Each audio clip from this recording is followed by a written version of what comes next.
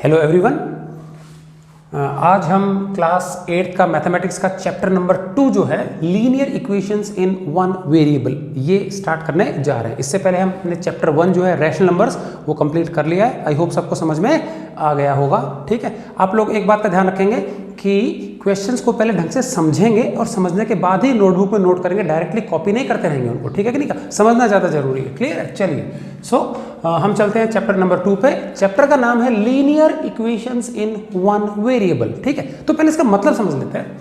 Equation का मतलब something जो कि जिसमें इक्वल टू होना चाहिए और एक लेफ्ट हैंड साइड होती है, एक राइट हैंड साइड होती है। तो इस प्रकार की कोई इक्वेशन होगी और इस इक्वेशन को हमने लीनियर क्यों बोला है? तो लीनियर का मतलब होता है जो भी इक्वेशन है और उसमें एक वेरिएबल भी होगा। तो वेरिएबल होते हैं अल्फाबेट्स जो कि हम जिसकी वैल्यू हमको पता नहीं है, तो हम एक्स भी यूज कर सकते हैं, वाई जेड ABC कुछ भी यूज कर सकते हैं। ठीक है, तो उस पूरे इक्वेशन में हमको वेरिएबल के नाम पे सिर्फ एक ही वेरिएबल दिखेगा, अल्फाबेट दिखेगा XYZ, जिसकी वैल्यू कुछ भी हो सकती है, चेंज हो सकती है। ठीक है, नंबर 1 तो ये ध्यान रखेंगे। इक्वेशन है तो इक्वल टू दिखाई देगा, दो साइड्स होंगी। ठीक है, और लीनियर शब्द का मतलब क्या है? तो लीनियर का मतलब होता है जो भी वेरिएबल दिख जाए इक्वेशंस में, उस वेरिएबल की जो पावर है, बड़ी से बड़ी पावर वो 1 ही हो सकती है। समझ में आ गया?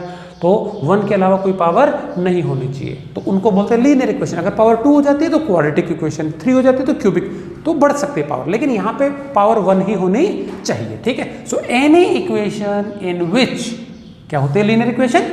Any equation in which the highest power of variable in any term is 1। समझ में आ गया? किसी भी टर्म में, ये टर्म है, एक टर्म, दो टर्म, ये टर्म्स है, तो इसमें जो x की बड़ी से बड़ी पावर है या y या z जो भी हो वेरिएबल, उसकी बड़ी से बड़ी पावर सिर्फ क्या होनी चाहिए? 1। तो ऊपर कुछ नहीं दिख रही है पावर, इसका मतलब 1 होता है। समझ में आ गया? कोई और दूसरी 2 3 नहीं लगेगी। क्लियर है? चलिए, बहुत सिंपल सी है। आप लोगों ने ये चीज़ें 7th क्लास में भी बहुत सॉल्व की है, तो उससे ईजी है बिल्कुल, तो बहुत ज़्यादा इसके बेसिक्स हैं नहीं।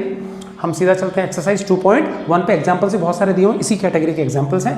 12 क्वेश्चन है इसके अंदर टोटल। चलिए देखते हैं क्या क्या है। सबसे पहले हमारा इक्वेशन दी हुई है x - 2 = 7। x - 2 = 7 और हमको सॉल्व करना है। तो सॉल्व का मतलब होता है वेरिएबल जो भी है x, y या z, उसकी वैल्यू निकालना। ठीक है, अब जरूरी चीज, इक्वेशन में जिस चीज की वैल्यू निकालनी है हमको, x हो या y हो या z हो, उसको हमको आइसोलेट करना है, एक अकेला एक तरफ ले आना है। बाकी सारी चीजें धीरे धीरे 1 बाय 1 अपोजिट साइड में भेजते जाने हैं। समझ में आ गया? और किसी भी दूसरी चीज को वेरिएबल के अलावा एक एक करके दूसरी तरफ भेजना, इसको बोलते हैं ट्रांसपोज करना। क्या कहना? क्या करना? ट्रांसपोज करना। और किसी भी टर्म को इक्वल टू के दूसरी तरफ ट्रांसपोज करते हैं तो जो मैथमेटिकल ऑपरेटर्स होते हैं 4, प्लस माइनस मल्टीप्लाई और डिवाइड, इनका निशान बिल्कुल उल्टा हो जाता है। प्लस अगर कोई चीज है इस तरफ, उधर भेजेंगे तो माइनस हो जाएगा, इधर माइनस है उधर भेजेंगे इक्वल टू के तो प्लस हो जाएगा। इसी प्रकार से मल्टीप्लाई में कोई चीज है दूसरी तरफ जाएगी तो अपॉन में डिवाइड में आ जाएगी, और पहले से अपॉन में डिवाइड में उधर जाएगी तो मल्टीप्लाई। तो ट्रांसपोज करते वक्त ये साइन चेंज होगा, प्लस का माइनस, माइनस का प्लस, मल्टीप्लाई का डिवाइड और डिवाइड का मल्टीप्लाई। क्लियर है? तो बहुत आसान चीज है। चलिए, x - 2 = 7। तो अभी हमको देखो x निकालना है, तो इसको छेड़ना नहीं, बाकी धीरे धीरे दूसरी तरफ भेजेंगे। तो 2 को हमने उधर भेज दिया, तो जो पहले से जिसको छेड़ने रहे वो ऐसा कैसा लिख लो, x ऐसा कैसा इक्वल टू 7 ऐसा कैसा, ये -2 उधर जाके +2 हो जाएगा, 7 + 2 9 आ गया। ये लो जी, हमारा सॉल्व हो गया इक्वेशन। ठीक, चलिए सिंपल बिल्कुल। Second, y + 3 = 10। अब यहाँ पे y निकालना है, y को अलग रख लेंगे, 3 उधर भेज देंगे, तो 3 उधर चला गया तो ये प्लस का है, इधर आके माइनस हो गया, 10 - 3 7 आ गया। ये लो जी, दूसरी आ गई। कितने सिंपल है। चलिए थर्ड देखते हैं, 6 = z + 2। एक बात ध्यान रखें बच्चे, z को ऐसे नहीं लिखेंगे, z ऐसा और 2 ऐसा, तो कोई इसको 2z नहीं पड़ेगा, 22 लगेगा। ठीक है, तो थोड़ा कर्सिव स्टाइल में z लिख लें जो अलग लगे 2 से। ठीक है ना, ये हो गया। अब हमको ये निकालना है, z इस तरफ है तो क्या करते हैं, 2 को उधर भेज देते हैं। तो 2 को उधर भेज देंगे तो 6 और ये +2 है तो इधर आके -2 हो गया, तो 6 - 2 आ गया और इक्वल टू में z आ गया, और 6 - 2 4 होता है, तो z = 4 आ गया। तो हम उल्टा करके ले सकते हैं फाइनली, तो z = 4 आ गया। ठीक है, हम उस साइड z लिख के इधर 4 लिखें तो भी कोई दिक्कत नहीं है। ठीक है, चलिए ये देख लेते हैं। अब ये फ्रैक्शंस में 3/7 प्लस x = 17/7, क्वेश्चन नंबर 4 है ये। अब x अकेला ही है, तो यहां से ये जो 3/7 है इसको हम क्या दूसरी तरफ ट्रांसपोज कर देंगे, RHS की तरफ। तो x ऐसा कैसा रह गया, इक्वल टू ये पहले से RHS में 17/7, जो पहले से जहां है उसको पहले लिखना। ये प्लस का था 3/7, उधर जाके क्या हो जाएगा, माइनस का हो जाएगा 3/7। चलिए नीचे दोनों में 7 है तो एलसीएम लेंगे तो सेम टू सेम ही आ जाएगा 7। ठीक, यहाँ डिवाइड करेंगे 7 को 7 से तो 1 आता है, 1 × 17 17, इधर डिवाइड किया 7 1 टाइम्स और 1 × 3 3 आ गया। क्लियर है? 17 - 3 14 और नीचे आ गया 7 और कितने टाइम्स कटेगा 2 टाइम्स, तो x कितना आ गया फाइनली 2 आ गया। समझ में आ गया, ये था हमारा क्वेश्चन नंबर 4। चलिए 5 पे चलते हैं, बहुत आसान। 6x = 12, कोई भी जगह पे हमको वेरिएबल के साथ कोई भी कांस्टेंट नंबर है, बीच में कोई निशान नहीं दिख रहा है, मतलब मल्टीप्लाई होता है वो, समझ में आ गया। तो 6 × x है ये मल्टीप्लाई है, हमको अकेला x चाहिए, 6 नहीं चाहिए, तो 6 को उधर भेजना पड़ेगा, ट्रांसपोज करना पड़ेगा। मल्टीप्लाई का मैंने बताया था क्या हो जाएगा, डिवाइड हो जाएगा, तो ये मल्टीप्लाई में नीचे डिवाइड में चल जाएगा, तो x = 12, तो ऐसा कैसा है, और 6 आ जाएगा नीचे, और 6 कितना टाइम्स कटेगा 2 टाइम्स कटेगा, तो x कितना आ गया फाइनली 2 आ गया। समझ गए, ये था क्वेश्चन नंबर 5। चलिए क्वेश्चन नंबर 6 उल्टा है, बिल्कुल मल्टीप्लाई वाला है। देखेंगे t/5, तो t डिवाइड में है 5, ठीक है, और इक्वल टू में क्या दिया हुआ है, यहाँ पे 10 दिया हुआ है, तो डिवाइड में है, 5 को दूसरी तरफ RHS में ट्रांसपोज करेंगे तो 5 मल्टीप्लाई में आ जाएगा, तो t = 5 × 10, 5 10 जा 50 होता है। समझ में आ गया। चलिए अगला देख लेते हैं। अब इसमें दोनों है, मल्टीप्लाई डिवाइड दोनों आ गया, देखो मिक्सअप करके, तो 2x/3 = 18। तो सबसे पहले एक काम करते हैं, 3 को उधर भेज देते हैं, डिवाइड में तो इंटू हो जाएगा, तो 2x ऐसा क्या रह गया, 2x = 18 को 3 से इंटू कर दिया जाएगा, ठीक है। अब इंटू नहीं करेंगे, छोड़ देंगे।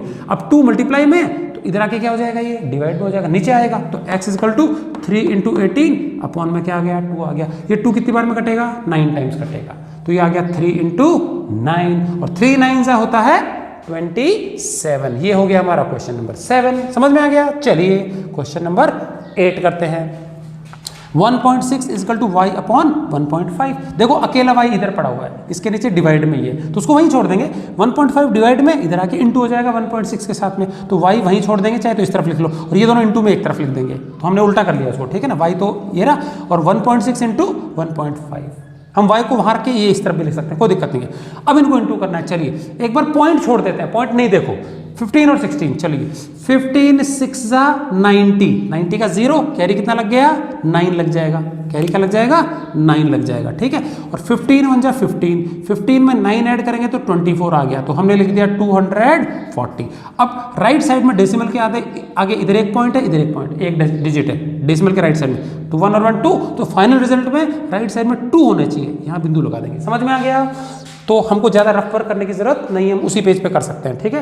तो फाइनली 2.40, और डेसिमल के लास्ट में एंड पे अगर कोई जीरोस होते हैं तो उसकी कोई मतलब नहीं होता, उसका वैल्यू इनसिग्निफिकेंट है, तो उसको हटाया जा सकता है। तो 2.40 है, हम लास्ट में से 0 हटा सकते हैं। समझ में आ गया। तो ये था हमारा क्वेश्चन नंबर 8। क्लियर है। चलिए क्वेश्चन नंबर 9 पे आ जाते हैं। 7x - 9 = 16। सबसे पहले क्या करेंगे, माइनस का 9 उधर ट्रांसपोज करेंगे, तो 16 + 9 हो गया, कितना हो गया ऐड करके 25। इधर बचेगा 7x, फिर 7 को नीचे भेज देंगे डिवाइड में, क्योंकि मल्टीप्लाई है ना, तो x = 25/7, और एक कटता नहीं है तो छोड़ देंगे। चाहे तो मिक्स फ्रैक्शन में भी कर सकते हैं, नहीं तो जरूरी नहीं है, ठीक है। चलिए नेक्स्ट 10th क्वेश्चन।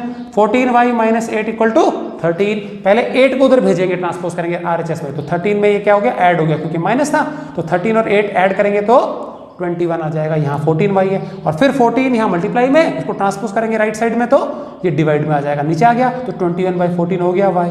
और ये दोनों 7 से कटते हैं, 7 3 टाइम्स कटेगा, और यहाँ 2 टाइम्स कटेगा, तो कितना आ गया 3/2 आ गया। क्लियर। चलिए क्वेश्चन नंबर 11। 17 + 6p = 9। ठीक। चलिए अब हमको p निकालना है, तो p वाले को थोड़ा सा यहीं रोक देते हैं, 17 को पहले उधर भेजते हैं, p वाली टर्म को एक बार रोक लो, तो 6p ऐसा कैसा छोड़ दिया हमने। ठीक है, सारे नंबर एक साथ नहीं ले जाएंगे, बारी बारी ले जाएंगे। ठीक है, अब 17 को पहले उधर ले गए, पहले मल्टीप्लाई वाला नहीं जाएगा, पहले प्लस माइनस वाला जाएगा, ध्यान देना। तो 17 पहले उधर चला गया, तो 9 माइनस ये प्लस का था, माइनस हो गया। अब देखिए छोटे नंबर में से बड़ा घटाना है, छोटे में से बड़ा घटाना है तो माइनस का आंसर आएगा। तो 17 में से 9 गया तो 8 बचता है, लेकिन माइनस का, क्योंकि उल्टा है ना निशान, तो बड़े नंबर का निशान आता है बड़े छोटे में। ठीक है, तो -8 आ गया, यहाँ आ गया 6p। अब p को यहीं रख देंगे, मल्टीप्लाई में है 6, इधर आके क्या आ जाएगा, डिवाइड में आ जाएगा, तो -8/6। अगर इसको हम काटना चाहें तो सिर्फ 2 से कटेगा, तो 2 तो 4 जा और 2 3 जा, तो -4/3 आ गया। क्लियर। चलिए 11 तक समझ में आ गया सबको। क्वेश्चन नंबर 12 हमारा अगला, x/3 प्लस 1 इसका टू क्या दे दिया 7/15। तो देखिए x हमारा फर्स्ट टर्म में है तो हमको क्या करना पड़ेगा, पहले 1 को ट्रांसपोज करते हैं, बारी बारी करेंगे, 3 को बाद में करेंगे। चलिए तो ट्रांसपोज कर दिया हमने इसको उस तरफ, तो ये आ गया -1, 7/15 प्लस 1 की जगह क्या आ गया -1। तो इस -1 के नीचे हम एक और 1 लगा सकते हैं, फ्रैक्शन में कन्वर्ट कर सकते हैं, इसको एलसीएम लेके सॉल्व करना पड़ेगा। तो x/3 इक्वल टू 7/15 माइनस 1/1, तो ये लिख दिया हमने, देखिए यहाँ पे आके 1/1। क्लियर है। चलिए अब इसका एलसीएम ले लेते हैं, 15 और 1 का क्या जाएगा 15, ठीक, क्योंकि इन दोनों को मल्टीप्लाई कर लेंगे 15 आएगा एलसीएम। अब 15 को 15 से डिवाइड किया, कितना आंसर आएगा 15 1 टाइम्स, और 1 को 7 से 2 करेंगे तो 7 आ गया। क्लियर है। चलिए 1 के टेबल में 15 कितनी टाइम्स आता है, 15 बार आएगा, 1 15 जा 15 आ गया, और 15 1 जा 15 इंटू कर लिया, और ये हमारा गड़बड़ हो गया है। चलिए इसको हम अभी सही कर लेते हैं। यहाँ क्या आना चाहिए था, माइनस आना चाहिए, ठीक है ना, माइनस का निशान है, ठीक। अब 7 में से 15 माइनस करें तो कितना आएगा बताइए, छोटे में से बड़ा घटाना है तो कितना आएगा, माइनस आएगा, 15 में से 7 गया तो 8, और यहाँ कितना बचेगा 15। क्लियर है यहाँ तक।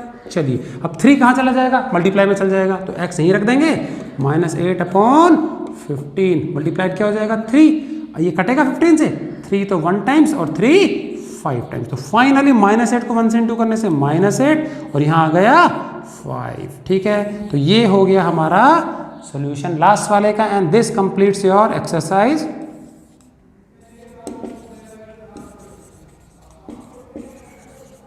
क्लियर है। तो सभी बच्चे अच्छे से पहले समझेंगे, वीडियो कंप्लीटली देखेंगे, एंड देन ओनली आप नोटबुक में नोट करेंगे। क्लियर है। Thank you for watching.